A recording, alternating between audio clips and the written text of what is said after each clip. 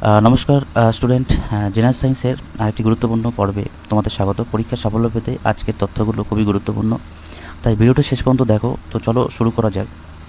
প্রথম কোশ্চেন, আলোর বিচ্ছুরণের প্রাকৃতিক উদাহরণ হলো কোনটি এবং এটি কেন ঘটে? এ ভূমির মরীচিকা, বি আকাশের রামধনু, সি তারার ঝিকিমিকি করা, ডি আকাশের নীল রং।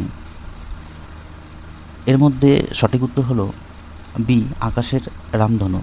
কারণ সাদা আলো যখন কোনো প্রিজম বা জলের ফোঁটার মধ্যে দিয়ে যায় তখন 7টি ভিন্ন রঙে বিভক্ত হয়ে যায়। একে আলোর বিচ্ছুরণ বলে। বৃষ্টির পর বাতাস যখন ভেসে থাকে জলের ফোঁটাগুলো ক্ষুদ্র প্রিজমের মতো কাজ করে এবং সূর্যের আলোকে বিচ্ছুরিত করে এই রামধনু তৈরি করে। নেক্সট কোশ্চেন, মানবদেহের কোন অঙ্গটি রক্ত ব্যাংক মানে ব্লাড ব্যাংক বলা হয় এবং কেন? এ যকৃৎ, বি হৃৎপিণ্ড, সি প্লীহা, ডি ফুসফুস। এর মধ্যে সঠিক উত্তর হলো সি প্লীহা। কারণ প্লীহা বা স্প্লিন মানবদেহে লোহিত রক্তকণিকা আরবিসিতে পরিশ্রুত করে এবং জরুরি অবস্থার জন্য অতিরিক্ত রক্ত সঞ্চয় করে রাখে, তাই একে মানবদেহের প্রাকৃতিক রক্ত ব্যাংক বলা হয়। এটি রোগ প্রতিরোধ ক্ষমতাকে সাহায্য করে।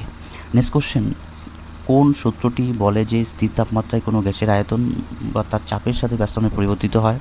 এ চার্লস সূত্র, বি বয়েল সূত্র, সি অ্যাভোগাড্রো সূত্র, ডি ডাল্টনের আংশিক চাপ সূত্র। এর মধ্যে সঠিক উত্তর হলো বি বয়েলের সূত্র। কারণ বয়েলের সূত্র অনুযায়ী তাপমাত্রা স্থির থাকলে নির্দিষ্ট ভরের কোনো গ্যাসের চাপ বাড়লে তার আয়তন কমে এবং চাপ কমালে আয়তন বাড়ে। অন্যদিকে চার্লসের সূত্র গ্যাসের চাপে স্থির থাকে।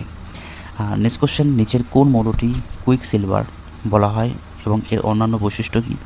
এ রূপো, বি সোডিয়াম, সি পারদ, ডি প্লাটিনিয়াম। এর মধ্যে সঠিক উত্তর হলো সি পারদ। কারণ পারদকেই কুইক সিলভার বলা হয়। এটি দেখতে রূপার মতো উজ্জ্বল সাদা এবং এটি একমাত্র ধাতু যা সাধারণ ঘরের তাপমাত্রায় তরল অবস্থায় থাকে এবং এর উচ্চ ঘনত্বের কারণে এটি থার্মোমিটারে ব্যবহৃত হয়। নেক্সট কোশ্চেন, উদ্ভিদের মূল বা শিকড় দ্বারা জল শোষণের পিছনে কোন ভৌত প্রক্রিয়াটি কাজ করে? এ অভিস্রবণ, বি বাষ্পমোচন, সি সালোক সংশ্লেষ, ডি ব্যাপন। এর মধ্যে সঠিক উত্তর হলো এ অভিস্রবণ। কারণ অভিস্রবণ প্রক্রিয়ায় কম ঘনত্বের দ্রবণ থেকে দ্রাবক অর্ধবদ্ধ পদ্মার মধ্য দিয়ে বেশি ঘনত্বের দ্রবণের দিকে যায়।